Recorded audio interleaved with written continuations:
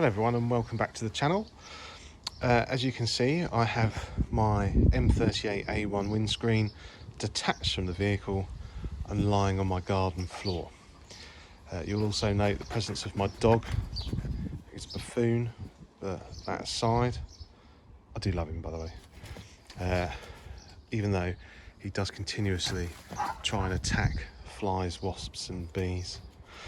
Anyway, so what we're going to be doing today is creating a canvas cover. You'll note the canvas is already down.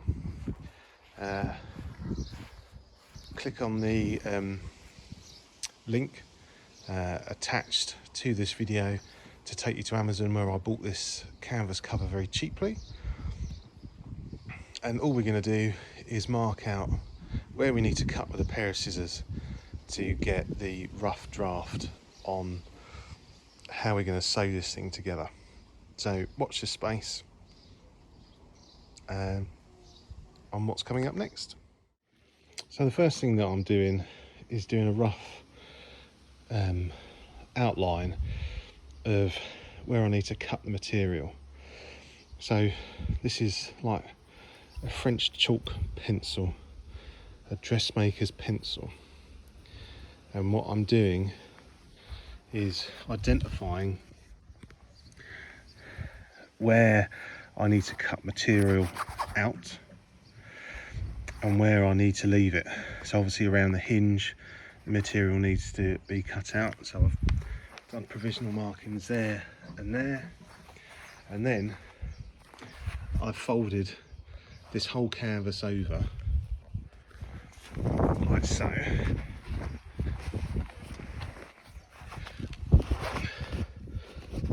And marked where it meets in the middle, and then transferred that line onto the other side, as you can see here, so I know where to cut. So my first major cut of this project is going to be this line here, and I got the straight edge just by using a length of, I think it's 2x1. But any long straight length will do, and I'll just start cutting. Scissors, I'm just using dressmaker's scissors. I picked mine up at Tesco's, and there's a dog. So that's it, all cut. What I've also done here is marked out where the tie down strap has to come through. So all I've done here is I've just got the material and wrapped it round. If anything, I might narrow that bit down, because what we don't want is a too big a gap. But that should do. And then, so this bit here will be cut out. And I've also, as you can probably see, or maybe not, I've drawn an outline of the frame, so I know roughly where it goes. So if I lift the windscreen up, you can see the outline now.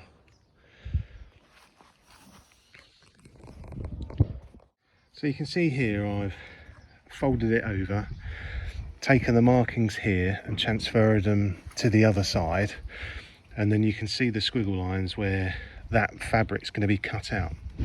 If I just cut along here and here, you're going to have raw edges like this, and over time that's going to fray. So what I now need to do is, and you can use the same colour pencil but I've got blue here, is draw a line along the material here that will actually be my cut line, because what I'll do is I shall fold this section over and then sew it. So I have material that overlaps that will then, as a result, create a more resilient edge that's less likely to fray. And I'm going to do that on all four, and then I'm going to start cutting the material out. So I've done the major cutting and I've brought it inside now to start sewing it all up. You can see the remnants of the blue line and the white line, and all I've done is just folded it over and ironed it flat.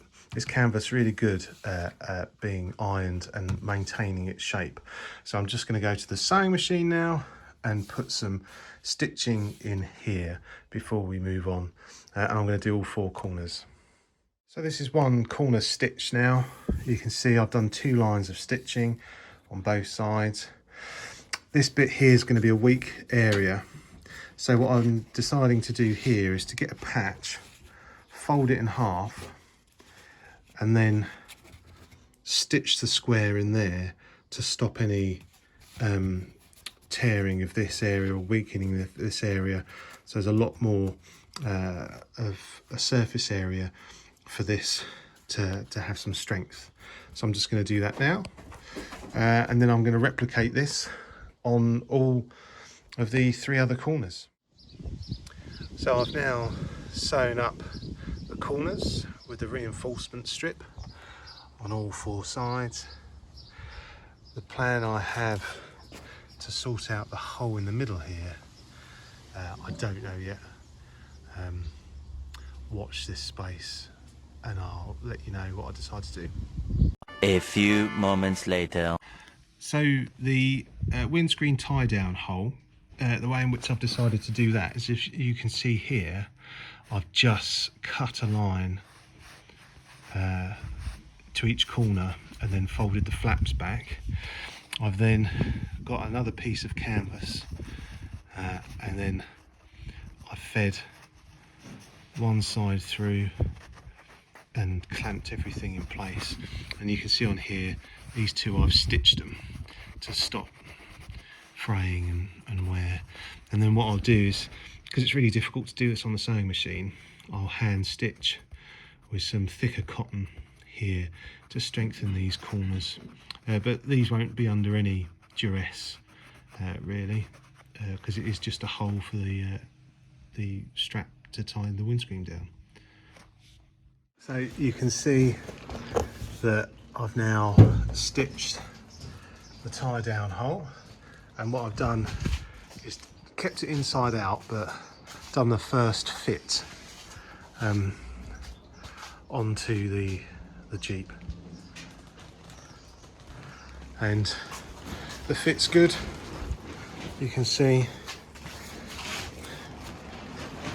where the corners avoid the hinges. I did a first rough stitch along here. You can see the stitch line that I followed, but what you can also see is there's quite an excess of material that needs to be taken up. So I'm going to stitch and obviously as well follow the curve of the windscreen round. So it looks a lot less flappy. But yeah, progressing well. Nice. So you can see here the stitch line, hopefully, that goes all the way around, and now it starts to curve.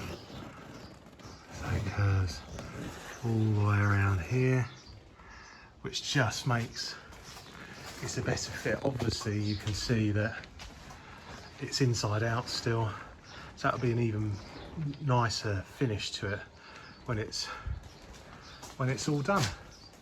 So what I'm going to do is I'm going to reinforce the stitching quite substantially, and then I'm going to cut the excess material off, turn it inside out, and that's the bulk of the work done.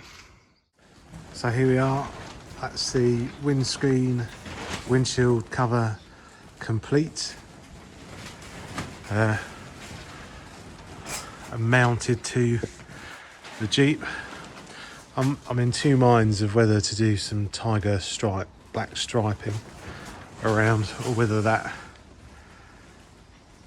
looks like the completed object. I don't know. But there you go. All done, all sewn together.